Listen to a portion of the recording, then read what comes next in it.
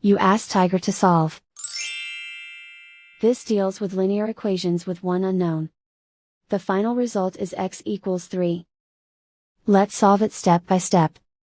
Group all x terms on the left side of the equation. Add 2x to both sides. Group like terms.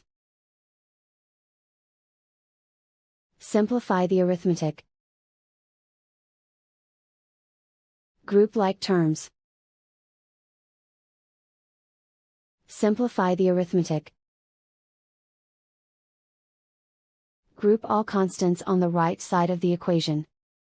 Add 17 to both sides. Simplify the arithmetic.